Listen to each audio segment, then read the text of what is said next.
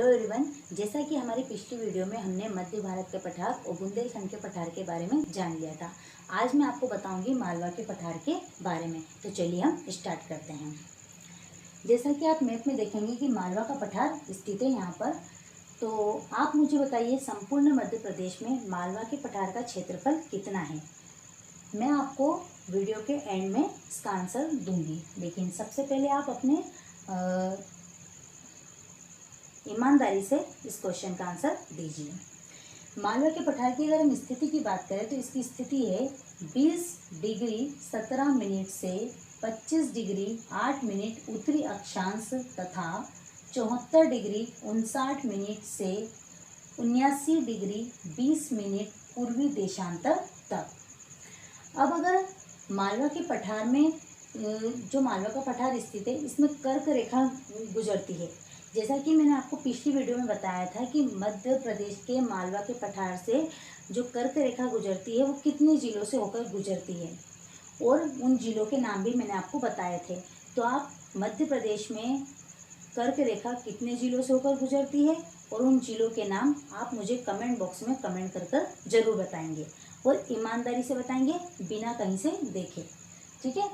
तो कर्क रेखा इसके मध्य से होकर गुजरती है, मालवा के पठार के मध्य से।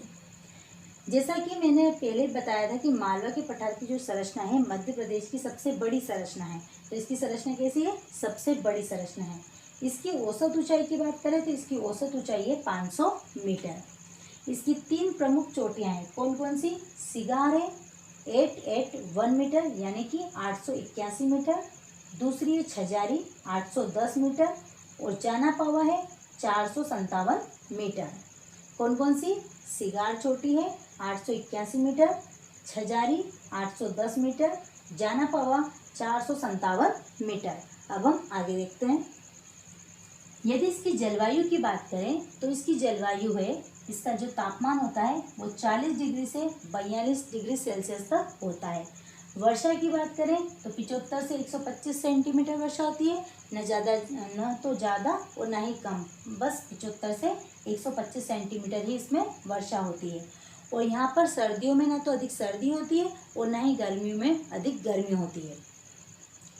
अब अगर इसके मिट्टी की बात करें तो इसकी मिट्टी पाई जाती है काली मिट्टी। काली मिट्टी का क्षेत्र होने के कारण यहाँ पर गेहूँ, सोयाबीन, कपास सर्वाधिक उत्पादन होता है, और मध्य प्रदेश के मालवा के पठार को गेहूं का भंडार भी कहा जाता है। मध्य प्रदेश के मालवा के पठार को गेहूं का भंडार कहा जाता है। ठीक है। चट्टान की बात करें तो ढक्कन टाइप की चट्टानों के कारण ही इस काली मिट्टी का निर्माण हुआ है। क्योंकि ढक्कन टाइप की चट्टानों का निर्माण कैसे हुआ है? जो लावा के द्वारा निर्मित चट्टान है। जब लावा गर्म हुआ और लावा के ठंडे होने से ढक्कन टाइप बेसाल्ट चट्टानों का निर्माण हुआ, और इन्हीं चट्टानों के कारण काली मिट्टी का निर्माण हुआ।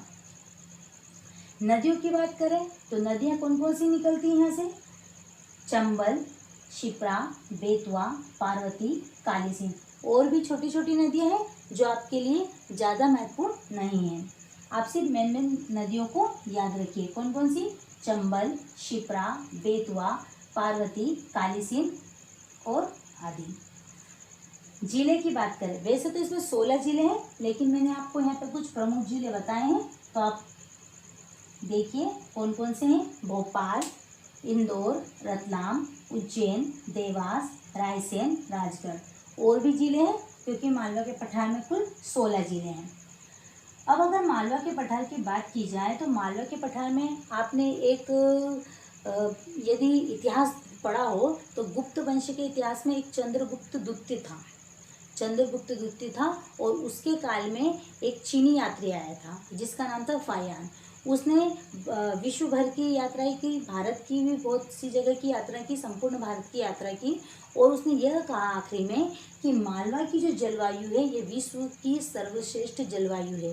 कैसी जलवायु है? विश्व की सर्वश्रेष्ठ जलवायु। कौन सी जलवायु है? मालवा के पठार की जलवायु है, क्योंकि यहाँ की सम जलवायु है, ना तो ज़्यादा गर्मी और ना ही ज़्यादा ठंड। ठीक है। तो मालवा के पठार की जलवायु सर्वश्रेष्ठ जलवायु है, ऐसा कहा किसने? चंद्रगुप्त द्वितीय के काल में चीनी यात्री फायान आया था। और जैसा कि मैंने आपको वीडियो के स्टार्टिंग में बोला था कि संपूर्ण मध्य प्रदेश में मालवा के पठार का क्षेत्रफल कितना है, तो कितना है इसका क्षेत्रफल? 28%। ये सर्वाधिक है। इन सभी पठारों में सबसे ज़्यादा सर्वाधिक क्षेत्रफल वाला पठार कौन सा है? मालवा का पठार। तो ये हो गया आपके मालवा के पठार की संपूर्ण जानकारी। अब मैं, जैसा कि मैंने आपको 10 पॉइंट बताए थे पिछली वीडियो में, वैसे ही 10 पॉइंट इस वीडियो में भी बताऊंगी। तो चलिए आप नोट कर लीजिए। पहला लिखिए, मध्य प्रदेश में सर्वाधिक क्षेत्र में बोई जाने वाली फसल कौन सी है? गेहूं। कौन सी है? गेहूं। अगला लिखिए, मध्य प्रदेश का सोयाबीन उत्पादन में देश में प्रथम स्थान है। अगला लिखिए, वर्तमान में देश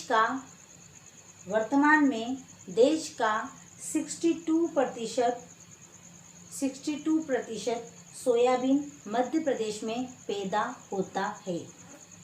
अगला लिखिए, समस्त दलहन उत्पादन में मध्य प्रदेश का देश में प्रथम स्थान है। अब कुछ कृषि अनुसंधान केंद्र लिख लीजिए आप। पहला लिखिए, केंद्रीय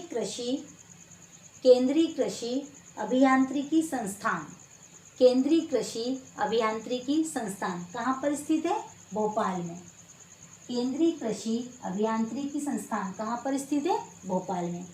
अगला लिखिए, राष्ट्रीय सोयाबीन अनुसंधान संस्थान कहाँ पर स्थित है? इंदौर में। राष्ट्रीय सोयाबीन अनुसंधान संस्थान कहाँ पर स्थित है? इंदौर में। अगला लिखिए, गेहूं अनुसंधान केंद्र कहाँ पर स्थित है? जबलपुर में। अगला लिखिए, चावल अनुसंधान केंद्र बड़वानी में। कहाँ पर? बड़वानी में। अगला लिखिए, कपास अनुसंधान केंद्र कहाँ पर स्थित है? खरगोन में। अगला लिखिए, गन्ना अनुसंधान केंद्र कहाँ पर स्थित है? नरसिंहपुर के भी कहाँ पर? गोहानी में। गोहानी में। अगला लिखिए, नगरीय अवशिष्ट से बहुउपयोगी जैविक खाद बनाने का संयंत्र। नगरीय अवशिष्ट से बहुउपयोगी जैविक खाद बनाने का संयंत्र कहाँ पर स्थित है? ग्वालियर में। जो अवशिष्ट पदार्थ होते हैं उससे जैविक खाद बनाई जाती है, उसका संयंत्र कहाँ पर स्थित है? ग्वालियर में। अगला लिखिए, मध्य प्रदेश में सबसे अधिक वर्षा वाला स्थान पंचमढ़ी। कितनी वर्षा होती है यहाँ पर? 199 सेंटीमीटर, यानी कि 199 सेंटीमीटर। और सबसे कम वर्षा वाला जिला कौन सा है? भिंड। जैसा कि मैंने आपको पहले बताया था, मात्र 55 सेंटीमीटर। भिंड जिला किस पठार के अंतर्गत आता है? आप मुझे कमेंट बॉक्स में कमेंट करके जरूर बताएंगे, ठीक है। अगला लिखिए, सर्वाधिक औसत तापमान वाला स्थान। मैं औसत तापमान की बात कर रही हूँ। सर्वाधिक औसत तापमान वाला स्थान कौन सा है? ग्वालियर। औसत तापमान के आधार पर सर्वाधिक तापमान वाला जिला कौन सा है? ग्वालियर। अगला लिखिए, जनसंख्या की दृष्टि से सबसे बड़ा जिला कौन सा है? इंदौर। कौन सा सबसे बड़ा जिला? इंदौर। अगला लिखिए, जनसंख्या की दृष्टि से सबसे छोटा जिला कौन सा है जनसंख्या की दृष्टि से? आगर मालवा। लेकिन जब आगर मालवा शाजापुर से अलग नहीं हुआ था, उसके पहले था हरदा। कौन सा जिला था? हरदा। लेकिन जब शाजापुर से आगर मालवा अलग हो गया तो जनसंख्या की दृष्टि से सबसे छोटा जिला कौन सा हो गया? आगर मालवा। अगला लिखिए, गोकुल गांव योजना का प्रारंभ कहाँ से किया गया? गोकुल गांव योजना का प्रारंभ कहाँ से किया गया? कहाँ से किया गया? अकबरपुर से। अकबरपुर से। और अकबरपुर कहाँ पर स्थित है? भोपाल में। कहाँ पर? भोपाल में। गोकुल गांव योजना का प्रारंभ किया गया अकबरपुर, भोपाल से। अगला लिखिए, राज्य का एकमात्र सैनिक स्कूल, राज्य का एकमात्र सैनिक स्कूल कहाँ पर स्थित है? रीवा में। कहाँ पर? रीवा में। अगला लिखिए, प्रदेश की एकमात्र महिला मुख्य सचिव, प्रदेश की एकमात्र महिला मुख्य सचिव कौन है? निर्मला बुच। निर्मला बुच। और कब से है ये? 1991 से। निर्मला बुच। अगला लिखिए, मड़ई वन्य जीव रेंज, मड़ई